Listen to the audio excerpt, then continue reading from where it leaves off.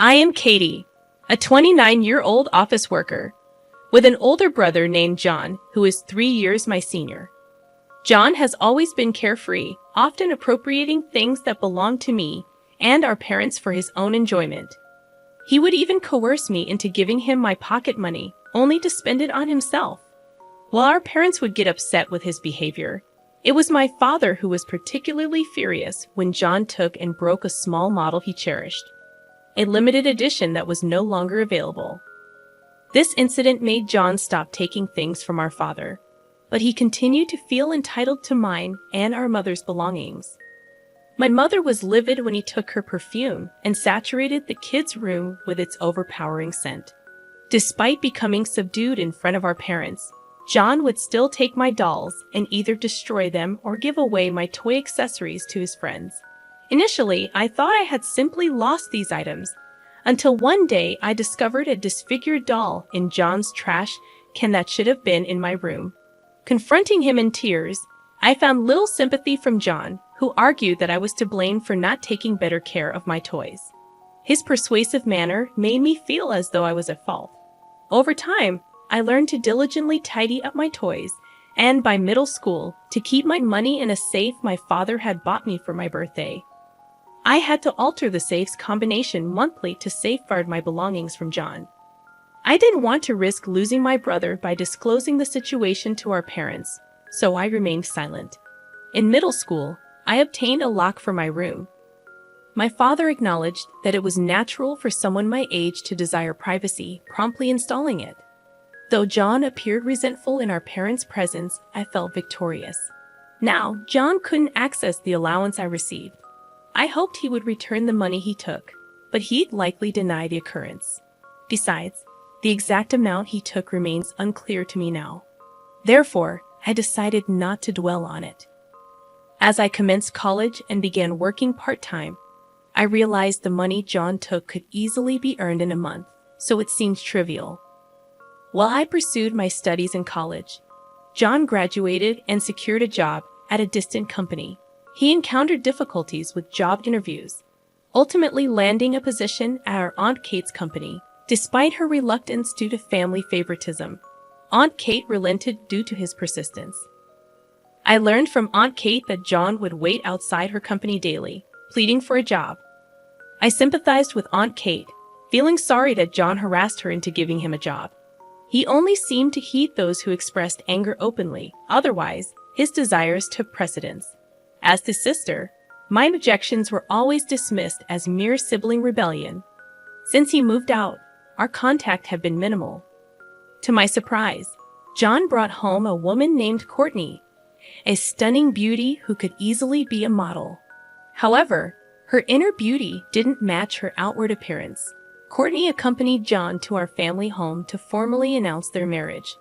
With a smirk, she mentioned the possibility of presenting grandchildren to our parents, subtly implying that I might not fulfill that role, which bothered me slightly. However, my perceptive parents swiftly addressed Courtney's attitude.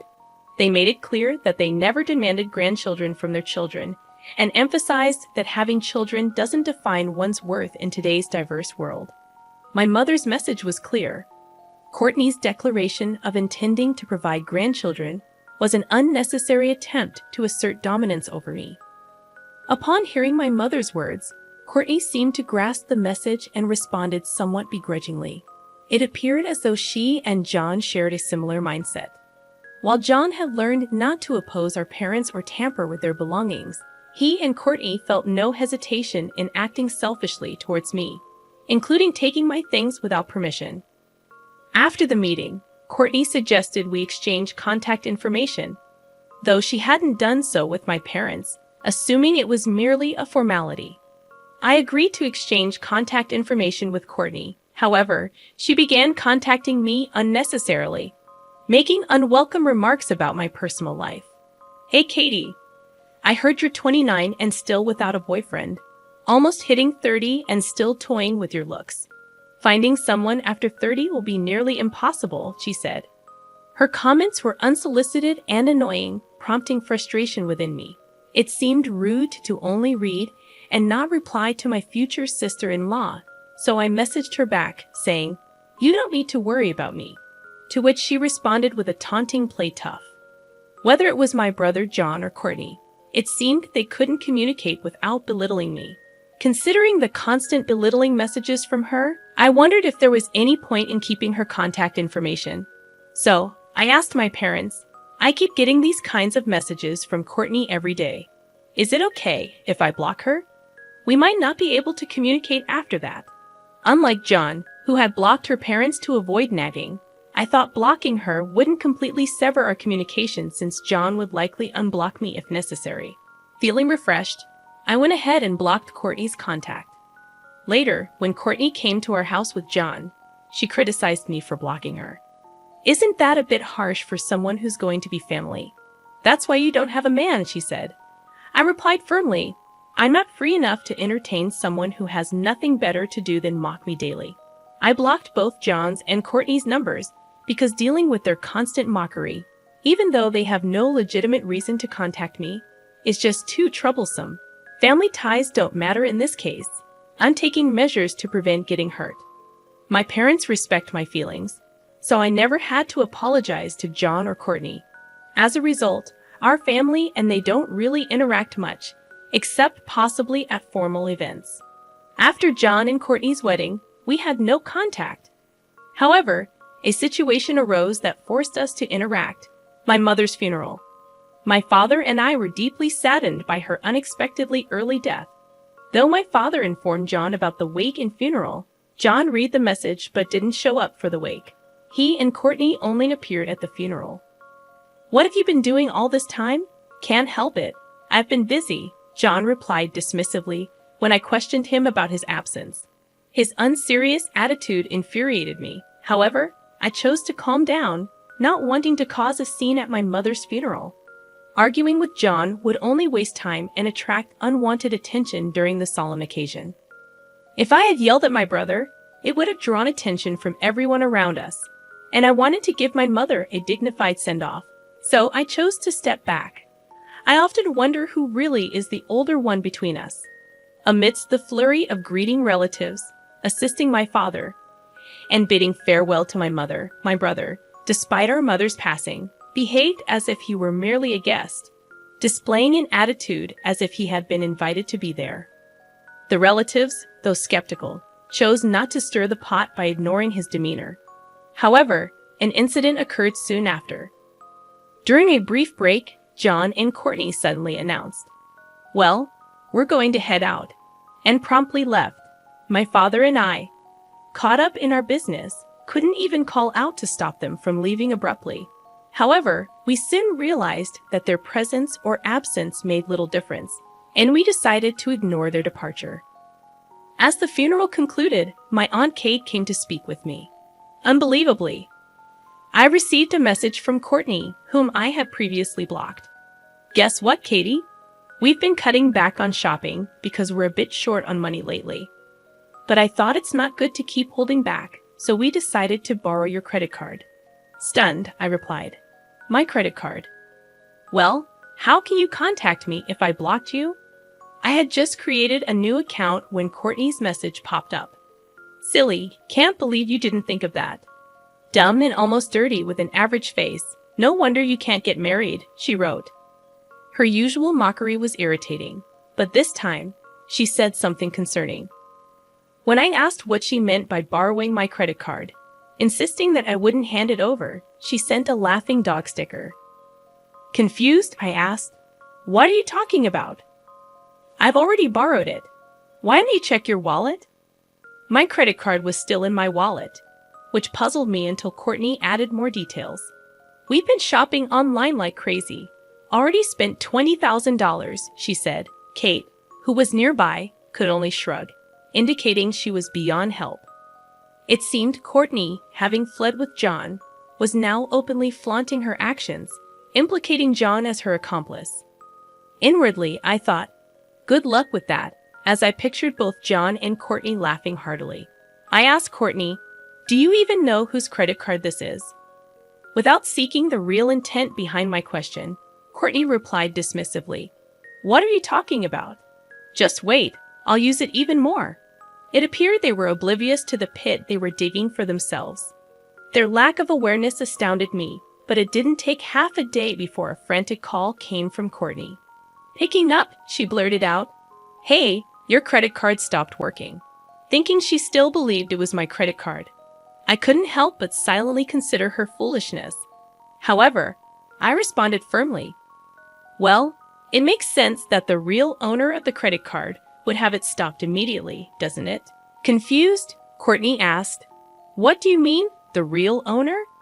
"You're the owner, so why is it real?" Didn't you understand what I just said? I urged her to check the name on the credit card properly. After my insistence, Courtney finally checked the name on the card, and from the other end, I heard her surprised voice, "Kate Owen, could it be?"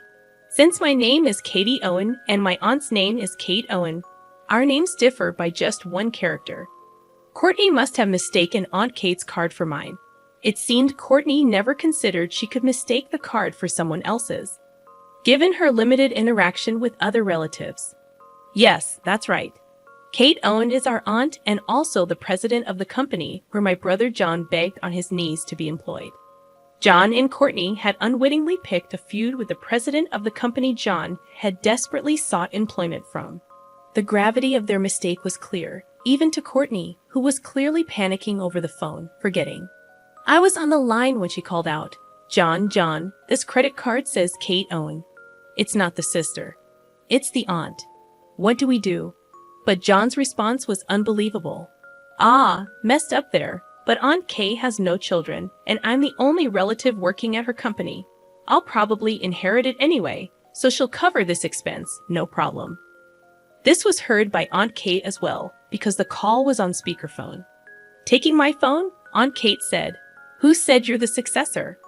I plan to choose the next president based on merit, and I'm nowhere near retirement. Who would entrust the company to someone who can't even handle their job?" Caught off guard by Aunt Kate's sudden interjection, John explained, "What? Why is she? Hey, Courtney, why didn't you tell me Aunt Kate was there? I thought Katie was the only one on the call." Perhaps John thought anything he said would be excused if only I were listening. However, being close to my aunt, I would have shared everything with her. "You'll be informed of your punishment later, and you'll repay every penny you've squandered in full.